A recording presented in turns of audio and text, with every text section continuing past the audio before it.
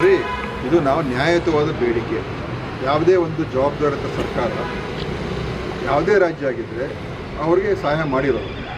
ಸಹಾಯ ಅಂತ ಹೇಳಿದ್ರೆ ಈಗ ನೋಡಿ, ಇನ್ನೊಂದು ಅಮಿತ್ ಶಾ ಮೊನ್ನೆ ಬಂದು ಹೇಳಿದ್ರು, ನಾವೇನೋ 4.6 ಲಕ್ಷ ಕೋಟಿ ನಾವು ಕಳೆದ 10 ವರ್ಷದಲ್ಲಿ ಕೊಟ್ಟಿದ್ದೀವಿ ಅಂತ ಏನು ಹೇಳಿಕೆ ಕೊಟ್ಟು ಹೋಗಿದ್ದಾರೆ.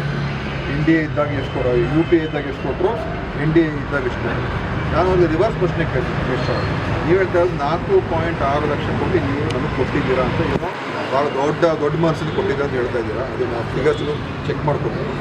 ನಮ್ಮಿಂದ ನಿಮ್ಗೆ ಎಷ್ಟು ಸಿಕ್ಕಿದೆ ಅದನ್ನು ಕೂಡ, ಕರ್ನಾಟಕದಿಂದ ಎಷ್ಟು ತೆರಿಗೆ ನಿಮಗೆ ಕಳೆದ 10 ವರ್ಷದಲ್ಲಿ ನಿಮ್ಗೆ ಹೋಗಿದೆ, ಆ ಒಟ್ಟಾರೆ ತೆರಿಗೆಯಿಂದ ನೀವು ನಮಗೆ ಎಷ್ಟು ಕೊಟ್ಟಿದ್ದೀರಾ ಅದು ಲೆಕ್ಕ ಕೊಡಲಿ.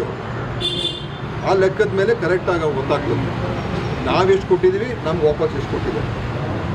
ಸುಮ್ಮನೆ ನಾವಿಷ್ಟು ಕೊಟ್ಟಿದ್ದೀವಿ ಅಂತ ಹೇಳಿದ್ರೆ ಏನು ಅವರು ಜೇಬಿಂದ ಕೊಡ್ತಾ ಇದ್ದಾರೆ, ನಾವು ಕೊಟ್ಟಿರೋ ದುಡ್ಡನ್ನು ನಮಗೆ ವಾಪಸ್ ಕೊಡ್ತಾ ಇರೋದು. ಅದರಲ್ಲೂ ಕೂಡ ಎಲ್ಲ ಕಮ್ಮಿ ಮಾಡಿ, ನಮಗೆ ಬರಬೇಕಾಗಿರೋದಕ್ಕಿಂತ ಇನ್ನೂ ಕಮ್ಮಿ ಮಾಡಿ ಅವ್ರು ಕೊಟ್ಟಿದ್ದಾರೆ. ಸೊ ನಮಗೆ ಅನ್ಯಾಯ ಆಗಿದ್ದರ ಬಗ್ಗೆ ಮಾತಾಡ್ತಾ ಇಲ್ಲ, ನಾನು ಕೊಟ್ಟಿದ್ದೀನಿ ಅಂತ ಹೇಳ್ತಾ ಇದ್ದಾರೆ. ನಮ್ಮಿಂದ ಎಷ್ಟು ಇಸ್ಕೊಂಡ್ರು ಅದನ್ನು ಹೇಳಿ, ಅದೇ ಎಷ್ಟು ಲಕ್ಷ ಕೋಟಿ, ಆ ಲೆಕ್ಕ ನಮಗೆ ಬೇಕು. ಅವರೇ ಬಂದು ಹೇಳಿದ್ರೆ ಒಳ್ಳೆಯದು, ಇಲ್ಲದೆ ಹೋದರೆ ನಾವೇ ಆ ಲೆಕ್ಕವನ್ನು ಕೊಡ್ತೀವಿ. ಒಂದು 2 ದಿವಸ ಅವರೇ ಬಂದು ಈಗಲೇ ಅನೌನ್ಸ್ ಹೇಳಿದ್ರೆ ಒಳ್ಳೆಯದು. ನಾವು ಎಷ್ಟು ಕೊಟ್ಟು ನಮ್ಮಿಂದ ಕರ್ನಾಟಕದಿಂದ ಎಷ್ಟು ಬಂದಿದ್ದು ಅವರೇ ಹೇಳ್ತೀವಿ. ಇಲ್ಲದೆ ಹೋದರೆ ನಾವೇ ಒಂದು 2 ದಿವಸದಲ್ಲಿ ಎಷ್ಟು ಹೋಗಿದೆ ನಾವೇ ಹೇಳ್ತೀವಿ. ಹೆಚ್ಚಿನ ವಿಡಿಯೋಗಳಿಗೆ ಪ್ರತಿಧ್ವನಿ ಯೂಟ್ಯೂಬ್ ಚಾನೆಲ್ ಸಬ್ಸ್ಕ್ರೈಬ್ ಮಾಡಿ, ಬೆಲ್ ಐಕಾನ್ ಕ್ಲಿಕ್ ಮಾಡಿ.